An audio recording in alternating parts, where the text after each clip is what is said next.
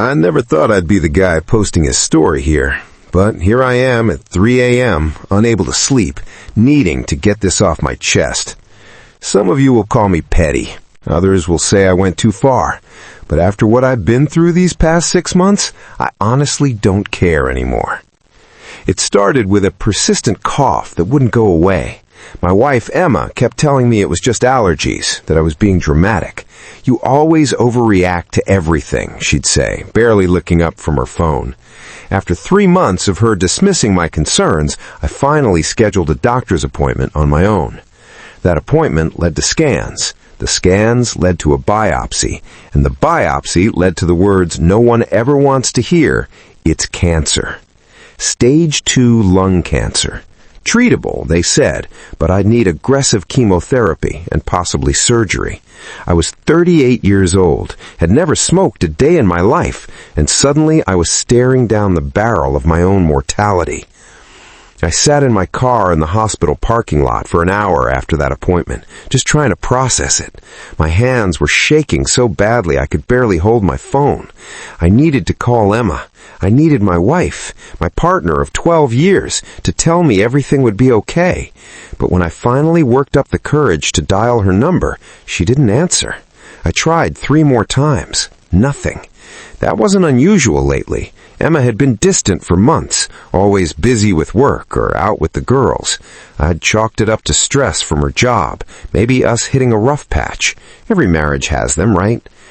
I drove home in a daze, rehearsing how I'd tell her. How do you drop that kind of bomb on someone? I pulled into our driveway around 4 p.m., surprised to see her car already there. She usually didn't get home until 6. I walked in through the front door, calling out her name. No response. I checked the kitchen, the living room. That's when I heard it. Laughter coming from upstairs. Emma's laugh, the one I hadn't heard directed at me in months. And a man's voice. My heart stopped. Every nerve in my body told me to turn around, to leave, to not go up those stairs. But my feet moved anyway, carrying me each step like I was walking through molasses. The bedroom door was cracked open about 2 inches. I should have burst in. I should have confronted them right then. But I didn't. Instead, I stood there, frozen, listening to my wife giggle with another man in our bed. Our bed, the one we'd picked out together 5 years ago, the one where we'd talked about our future, about the kids we might have someday. "Does he suspect anything?" the man asked. I recognized the voice. Marcus, her work friend she'd mentioned a few times, the one she'd gone to networking events with.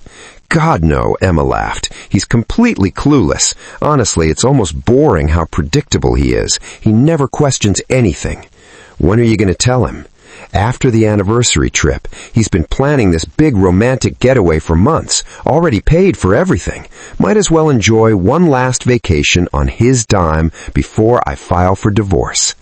I heard her laugh again. That laugh that used to make my chest warm now made my blood run cold. "You're terrible," Marcus said, but he was laughing too. "He's just so boring, always has been. I need someone with ambition, you know? Someone who actually excites me."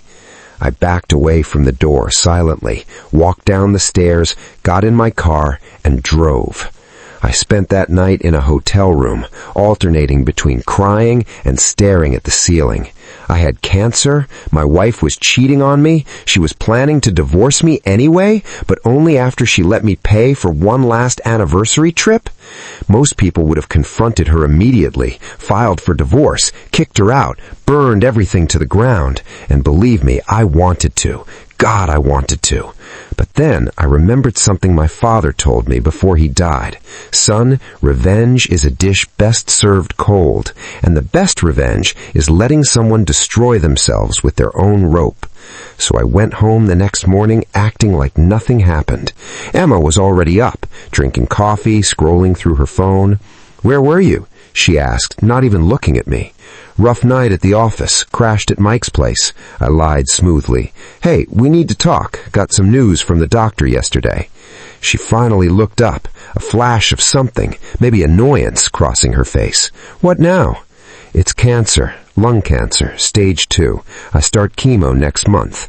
I watched her face carefully, watched the micro-expressions as she calculated what this meant for her plans, watched her decide what mask to wear.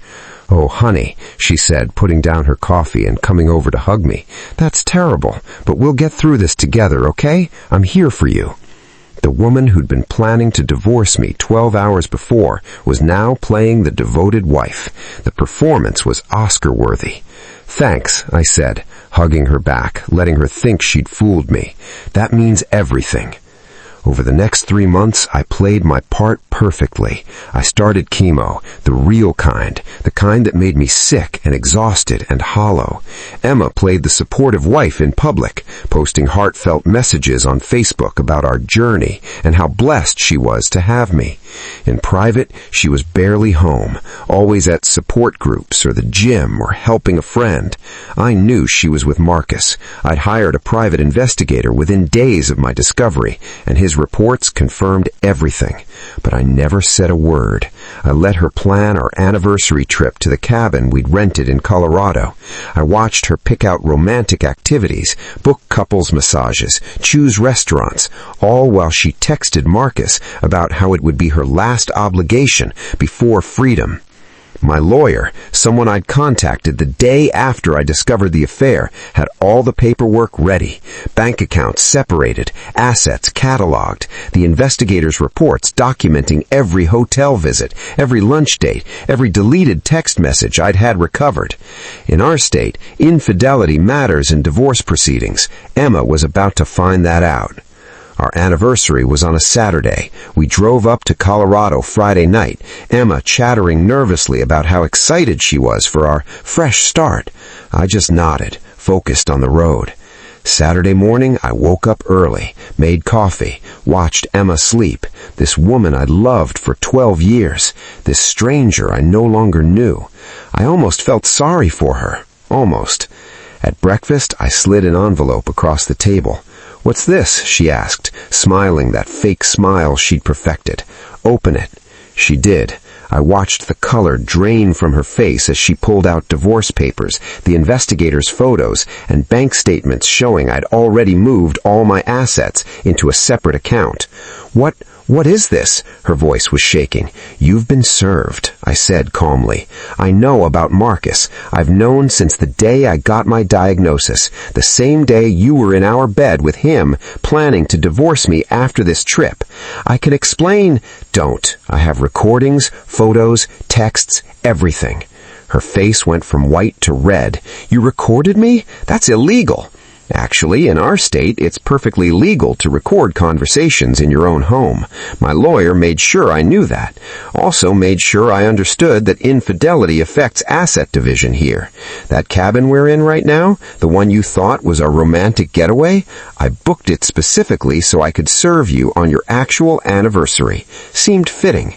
"You bastard! You manipulative bastard! While you were sick, while I was sick, you were sleeping with another man and planning to leave me anyway. You just wanted to squeeze one last vacation out of me first. Remember? Might as well enjoy one last vacation on his dime?"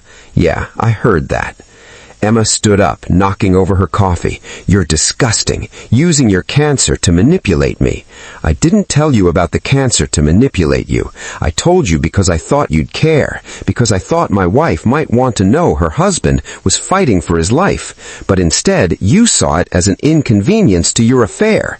She started crying then, but they were angry tears, not sad ones. "You're going to regret this. Marcus and I—" "Marcus is married. His wife received copies of all the same evidence yesterday. He's probably being served right about now, too. Turns out his wife is a family law attorney. She was very interested in those photos." That was 3 months ago. The divorce was finalized last week. Thanks to the evidence and her infidelity, I kept the house, my retirement accounts, and most of our shared assets. Emma had to move in with her mother. Marcus and his wife were separated, and he lost his job when HR found out he'd been having an affair with a colleague. Emma's posting on social media now about toxic relationships and narcissistic abuse, painting herself as the victim. Some people believe her. Most of our our actual friends know the truth. As for me, the chemo worked. I'm in remission. I sold our house, too many bad memories, and bought a smaller place near my sister. Started therapy, started actually living instead of just existing. Do I regret how I handled it? Not even a little. Emma wanted to use me one last time, squeeze one last vacation before abandoning me at my lowest point.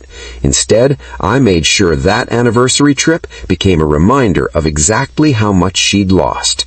Some people say I should have just confronted her immediately, that letting her plan the trip was cruel. But she was planning to do the exact same thing to me. The only difference is I knew what was coming, and she didn't. My dad was right. The best revenge really is letting someone destroy themselves with their own rope. I just gave Emma enough of it to do the job. So, Reddit, am I the asshole? I discovered my wife was cheating the day I found out I had cancer, and instead of confronting her, I let her plan our anniversary trip.